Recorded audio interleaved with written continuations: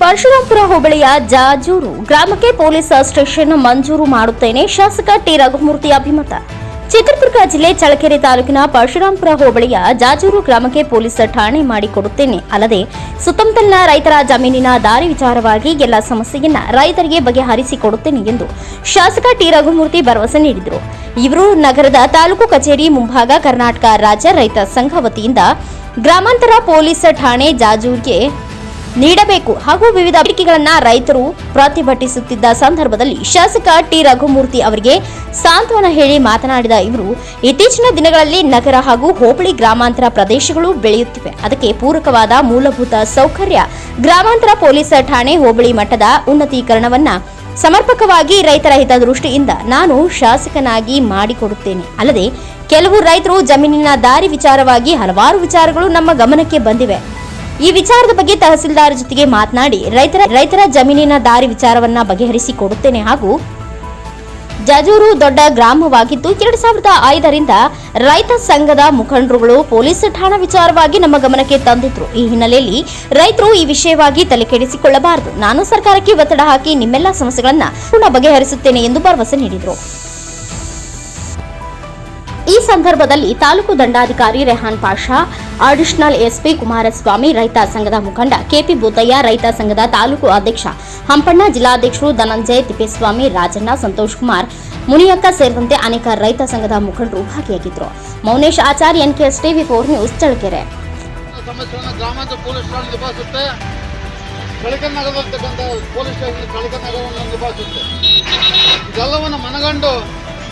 Jajuru police station ಗಡಿ ಭಾಗದಲ್ಲಿರ್ತಕ್ಕಂಥ ಜಾಜೂರು ಆಂಧ್ರದ ಗಡಿ ಭಾಗದಲ್ಲಿ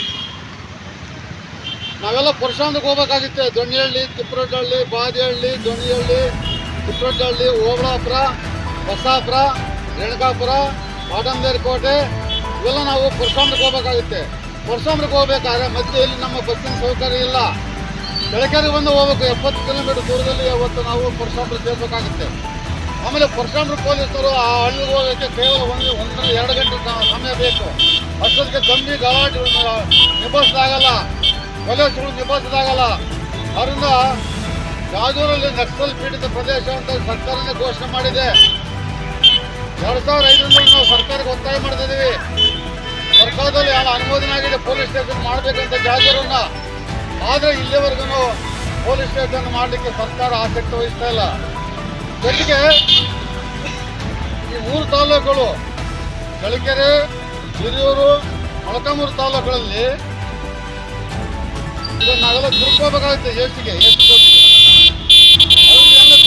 ಮಿನಿ ವಿಧಾನಸೌಧ ಇದೆ ಇಲ್ಲಿ.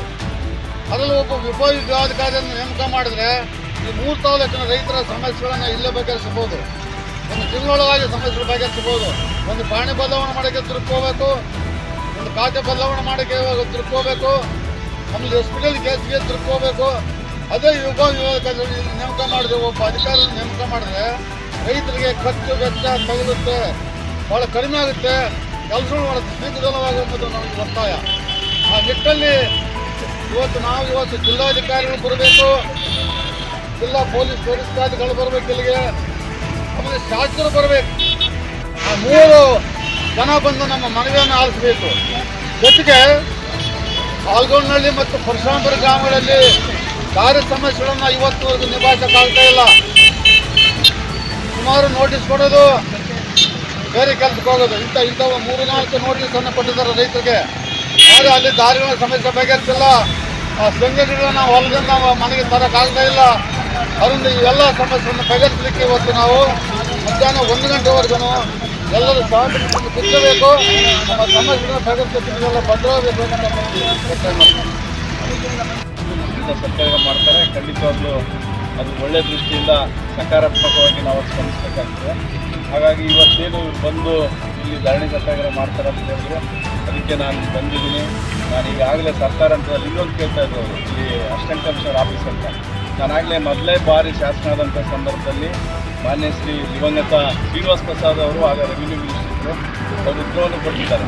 ಇಡೀ ರಾಜ್ಯದಲ್ಲಿ 9 ಇಂಥ ಹೋಬಳಿ ಕೇಂದ್ರಗಳನ್ನು ಅಂದರೆ ಇಂಥ ಸಬ್ ಸೆಂಟರ್ ಇಂಥ ಡಿಸ್ಟ್ರಿಕ್ಗಳಲ್ಲಿ ಒಂಬತ್ತು ಅದನ್ನು ಗುರುತಿಸಿದ್ದಾರೆ. ಅಷ್ಟೇ ಅದರಲ್ಲಿ ಚಳಿಕೆರೆನೂ ಕೂಡ ಒಂದಷ್ಟು ಉಸಿರನ್ನು ಕೂಡ ಕೊಡ್ತಿದ್ದಾರೆ. ಬಹುಶಃ ಮುಂದೆ ಮಾಡೋಂಥ ಸಂದರ್ಭದಲ್ಲಿ ಖಂಡಿತವಾಗ್ಲೂ ಮಾಡ್ತಾರೆ. ಈ ಬೇಡಿಕೆಯನ್ನು ನಿಮ್ಮ ಬೇಡಿಕೆ ಏನಿದೆ ಅದನ್ನು ಖಂಡಿತವಾಗ್ಲೂ ಈಡೇರಿಸುವಂಥ ಕೆಲಸ ನಾನು ಸರ್ಕಾರದ ಹಂತದಲ್ಲಿ ಸರಿ ಮಾಡ್ತೀನಿ ಅಂತೇಳಿ ಈಗಾಗಲೇ ಅದಕ್ಕೆ ಪೂರಕವಾಗಿ ನಮ್ಮ ಅಸಿಸ್ಟೆಂಟ್ ನಮ್ಮ ಅಡಿಷನಲ್ ಎಸ್ ಪಿ ಕುಮಾರಸ್ವಾಮಿ ಅವರು ಕೂಡ ಈಗಾಗಲೇ ಮಾಹಿತಿಯನ್ನು ಕೊಟ್ಟರು. ಅವ್ರಿಗೂ ಕೂಡ ಈಗಾಗಲೇ ಎಸ್ ಪಿ ಅವ್ರಿಗೆ ನಾವು ಬೇರೆ ಸಂದರ್ಭದಲ್ಲಿ ಸರ್ಕಾರಕ್ಕೆ ಅವರು ಎಸ್ ಪಿ ಅವರು ಹೇಳಿ ಅವ್ರ ಮುಖಾಂತರ ಜಿಲ್ಲಾಧಿಕಾರಿ ಮುಖಾಂತರ ಅಸಿಸ್ಟೆಂಟ್ ಕಮಿಷನರ್ ಆಫೀಸ್ಗೆ ಹಾಕಬೇಕಂತ ಇಂಥ ಎಲ್ಲ ವ್ಯವಸ್ಥೆಗಳನ್ನು ನಾವು ಆಮೇಲೆ ಇನ್ನೊಂದು ಗೊತ್ತಿಲ್ಲ ಅದನ್ನು ಇನ್ನೊಂದು ಸಾರಿ ಮಾಡಬೇಡ್ರಿ ಹೇಳ್ತೀನಿ ಇನ್ನೊಂದು ಸಾರಿ ಧರಣಿ ಬೇಡ ಇದ್ರಾಗೆ ಐತಂತ ತಿಳ್ಕೊಂಡ್ಬಿಡ್ತೀವಿ. ಈ ವಿಷಯನ ಐತಂತ RTO ಆಫೀಸರು ಕೇಳಿದ್ರೆ ನೂತನ ಅಂತ ಮಾಡಿಬಿಟ್ರಿ. ಯಾಕಂದ್ರೆ ಇನ್ನೊಂದು ಸಾರಿ ಟೆಂಟ್ ಆಗತ್ತೆ RTO office, assistant commissioner office, ಇಲ್ಲಿ ಟೌನಲ್ಲಿ ಗ್ರಾಮಾಂತರ ಪೊಲೀಸ್ ಸ್ಟೇಷನ್ನು ಮತ್ತು ಜಾಜೂರನ್ನು ಮೇಲ್ದರ್ಜೆಗೇರಿಸಂಥದ್ದು ಇವೆಲ್ಲನೂ ಸೇರಿ ಇವರು ಇವತ್ತು ಮಾಡಿದ್ದಾರೆ ಅಂತ ಭಾವಿಸ್ತೀವಿ. ಖಂಡಿತವಾಗಲೂ ಸರ್ಕಾರಕ್ಕೆ ಇದನ್ನು ಕಲಿಸುವಂಥ ಕೆಲಸ ಮಾಡಿದರೆ ಅದನ್ನು ಮುಂದುವರಿಸಿ ಇದನ್ನು ತೊಲಗಿಸ್ಕೊಡೋದಕ್ಕೆ ಏನು ಬೇಕು ಅದು ಶಾಸಕನಾಗಿ ನಾನು ಮಾಡ್ತೀನಿ ಅಂತ ಸಂದರ್ಭದಲ್ಲಿ ಇನ್ನೊಂದು ವಿಷಯ ಪ್ರಸ್ತಾಪ ಮಾಡಿದ್ದಾರೆ. ಈಗಾಗಲೇ ನೀವೇನು ಇದನ್ನು ಹೋಗಿದ್ದೀರಿ ಆಲ್ಗೊಂಡಳ್ಳಿದು ಇನ್ನು ಅದೇನು ಇನ್ನೊಂದು ಸಾರಿ ಮಾಹಿತಿ ನನಗೆ ಕೊಟ್ಟು ಅಂದರೆ ಏನು ಯಾಕಂದರೆ ನಾವು ಎಲ್ಲರಿಗೂ ಒಪ್ಸೋಕ್ಕಾಗಲ್ಲ, ಪ್ರತಿಯೊಬ್ಬರಿಗೂ ಒಪ್ಸೋಕ್ಕಾಗಲ್ಲ, 100% ಎಲ್ಲರಿಗೂ ಇದು ಮಾಡಲಿಕ್ಕಾಗಲ್ಲ. ಕಾರಣ ಏನಿದೆ, ಎಷ್ಟು ಜನಕ್ಕೆ ತೊಂದರೆ ಆಗುತ್ತೆ, ಯಾತಕ್ಕೋಸ್ಕರ ಮಾಡಿದ್ದಾರೆ, ಅಡ್ಡ ಹಾಕಿರೋರ ಹಿತಾಸಕ್ತಿ ಏನಿದೆ ಅದನ್ನು ನೀವು ಮುಖಂಡರ ನೇತೃತ್ವದಲ್ಲಿ ರೈತ ಸಂಘದ ಮುಖಂಡರು ರೈತರು ಎಲ್ಲ ಇಲ್ಲಿ ಸೇರಿ ಧರಣಿ ಸತ್ಯಾಗ್ರಹವನ್ನು ಹಮ್ಮಿಕೊಂಡಿದ್ದಾರೆ. ಈಗಾಗಲೇ ನಿಮ್ಮ ತಿಳಿಸಿ ನಮ್ಮ ಭೂತಣ್ಣವರು ಎಲ್ಲ ಹೇಳಿದ್ರು ಏನು ನಮ್ಮ ಚಳ್ಳಕೆರೆ ನಗರ ಬೆಳೀತಾ ಇದೆ, ನಾವು ಶಾಸಕರಾದಮೇಲೆ ಭಾಳಷ್ಟು ನಗರ ಪ್ರದೇಶ ವಿಸ್ತಾರಾಗಿದೆ. ಹಾಗಾಗಿ ಇಲ್ಲಿ ಕೆಲಸ ನಿರ್ವಹಿಸೋದು ಕೂಡ PSIಗೆ ಆಗೋದಿಲ್ಲ ಖಂಡಿತವಾದ್ರು. ಇದನ್ನು ನಾನು ಮೊದಲೇ ಬಾರಿ ಶಾಸನ ಆದಾಗಿಂದಲೂ ಕೂಡ ಇದನ್ನು ಬೇಡಿಕೆ ಇದೆ. ಅಲ್ಲಿ ಸದನದಲ್ಲಿ ಮಾತನಾಡಿದ್ದೀವಿ, ಕೆಲವು ಸಂದರ್ಭದಲ್ಲಿ ಕ್ವಶನ್ಗಳು ಹಾಕಿದ್ದೀವಿ, ಕೆಲವು ಸೂಚನೆ ಹಾಕಿದ್ದೀವಿ. ಆದರೆ ಕಾರಣಾಂತರದಿಂದ ಪೊಲೀಸ್ ಸ್ಟೇಷನ್ ಯಾವುದಾದ್ರೂ ಆಗಬೇಕಾದ್ರೆ ಇಂತಿಷ್ಟು ಮಾನದಂಡಗಳಿದೆ.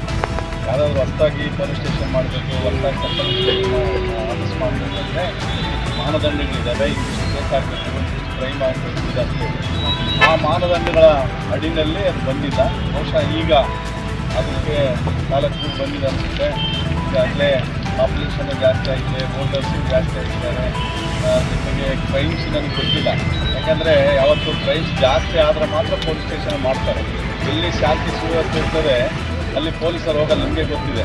ಎಲ್ಲಿ ಗಲಾಟೆ ಆಗುತ್ತೆ ಅಲ್ಲಿ ಹೋಗ್ಬಿಡ್ತಾರೆ. ಹಾಗಾಗಿ ಇಲ್ಲಿ ಭಾಳಷ್ಟು ಗಲಾಟೆಗಳಾಗ್ತದೆ ಅಂತ ಹೇಳ್ಬಿಟ್ಟು ಅದನ್ನು ಮಾಡ್ತಾರೆ.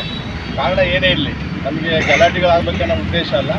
ಇದ್ದಿದ್ದಂಥ ಜನಸಂಖ್ಯೆಗೆ ಇದ್ದಿದ್ದ ವ್ಯವಸ್ಥೆನಲ್ಲಿ ಇನ್ನೂ ಸುವ್ಯವಸ್ಥಿತವಾಗಿ ಕಾನೂನು ಪರಿಪಾಲನೆ ಆಗಬೇಕನ್ನೋ ದೃಷ್ಟಿಯಿಂದ ಪೊಲೀಸ್ ಸ್ಟೇಷನ್ನ ನಾವೇನು ಕೇಳಿದ್ದೀವಿ ಅದಕ್ಕೆ ಪೂರಕವಾಗಿ ರೈತರ ಸಂಘದ ಮುಖಂಡರು ರೈತರ ಸಮಸ್ಯೆಗಳ ಜೊತೆಗೆ ಬೇರೆ ಬೇರೆ ವಿಷಯಗಳಲ್ಲೂ ಕೂಡ ಅವರು ಇಂಥ ಒಂದು ಸತ್ಯಾಗ್ರಹಗಳಲ್ಲಿ ಭಾಗವಹಿಸ್ತಾರೆ, ಸರ್ಕಾರನ ಎದುರಿಸುವಂಥ ಕೆಲಸ ಮಾಡ್ತಾರೆ. ಇನ್ನು ನಮ್ಮ ಜನಪ್ರತಿನಿಧಿಗಳ ಜೊತೆಗೆ ರೈತ ಸಂಘದ ಮುಖಂಡರು, ಸಾರ್ವಜನಿಕರು, ಸಂಘ ಸಂಸ್ಥೆಯವರು ಅದನ್ನು ಎಲ್ಲ 70-80 ಕುಟುಂಬಗಳಿಗೆ ಅನುಕೂಲ ಆಗೋ ರೀತಿಯಲ್ಲಿ ಶ್ರಮವಹಿಸಿ ಅಂತ ಹೇಳ್ಬಿಟ್ಟು ಇನ್ನೊಮ್ಮೆ ನಾನು ಹೇಳ್ತೀನಿ. ನನಗೆ ಚುನಾವಣೆ ಸಂದರ್ಭದಲ್ಲಿ ಎಲ್ಲ ಬಂತು, ಯಾಕಂದರೆ ಅವರು ಮಾಹಿತಿ ನನ್ನ ಹತ್ರ ಚರ್ಚೆ ಮಾಡಿ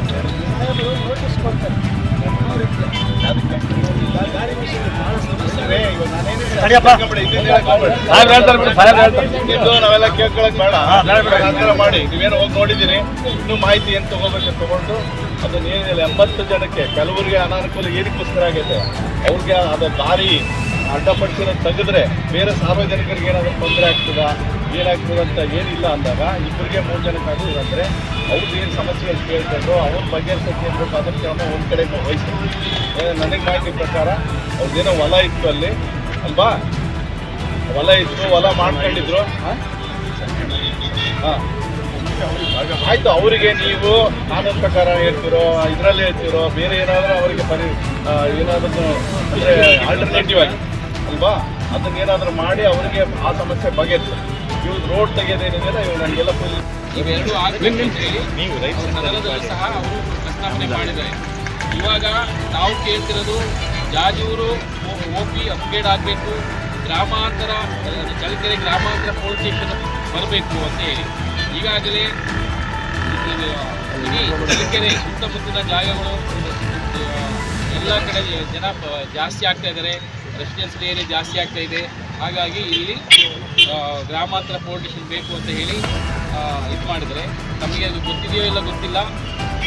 ಒಂದು ಚಿಕ್ಕಜಾಜೂರು OP ಮತ್ತು ಚಳ್ಳಕೆರೆ ಗ್ರಾಮಾಂತರ ಪೊಲೀಸ್ ಠಾಣೆ ಅದರ ಜೊತೆಗೆ ಇಲ್ಲಿ ಹೈವೇ ಇರೋದ್ರಿಂದ ಒಂದು ಟ್ರಾಫಿಕ್ ಪೊಲೀಸ್ ಸ್ಟೇಷನ್ ಬೇಕು ಅಂತ ಹೇಳಿ ಈಗಾಗಲೇ MLA ಸಾಹೇಬರು ಈ ಮೂರಕ್ಕೂ ಇದಾದಷ್ಟು ಬೇಗ ಆಗಬೇಕು ಅಂತ ಹೇಳಿ ಈಗ ಪ್ರಸ್ತಾಪನೆಯನ್ನು ನಮ್ಮ ಕಡೆಯಿಂದ ಆಲ್ರೆಡಿ ನಾವು ಸರ್ಕಾರಕ್ಕೆ ನಾವು ಕಳಿಸಿದ್ದೀವಿ. ಹಾಗಾಗಿ ಎಲ್ಲರಿಗೂ ಗೊತ್ತಿರೋ ಹಾಗೆ ಈಗಾಗಲೇ ಸದನದಲ್ಲಿ ಸಹ ಇದು ಮಾಡಿದ್ದಾರೆ. ಆದರೆ ಇನ್ನು ಮುಂದಿನ ತಿಂಗಳೇ ಸದನ ಬರ್ತಾ ಇರೋದ್ರಿಂದ ಇವಾಗ ಈ ಮೂರಕ್ಕೆ ಆಲ್ರೆಡಿ ಪ್ರಸ್ತಾಪನೆ ಕಳಿಸಿರಲಿಲ್ಲ ನಮ್ಮ ಶಾಸಕರು. ದಯವಿಟ್ಟು ಇದರಿಂದ ಮತ್ತು ಎಲ್ಲರ ಸಾರ್ವಜನಿಕ ಸೇವೆಗೆ ಬೇಗ ಸಿಗುವ ಹಾಗೆ ಅವರು ಮಾಡ್ತಾರೆ ಅಂತ ಹೇಳಿ ನಮಗೆ ವಿಶ್ವಾಸ ಇದೆ. ಹಾಗಾಗಿ ನಾವು ಆ ನಿಟ್ಟಿನಲ್ಲಿ ಸಾರ್ವಜನಿಕ ಪೊಲೀಸ್ ಇಲಾಖೆ ವತಿಯಿಂದ ತಪ್ಪು ಆದರೆ ಸಾರ್ವಜನಿಕರಿಂದ ಅನುಕೂಲ ಆಗುತ್ತೆ ಅಂತ ಹೇಳಿ ಈಗ ದೇಶವರು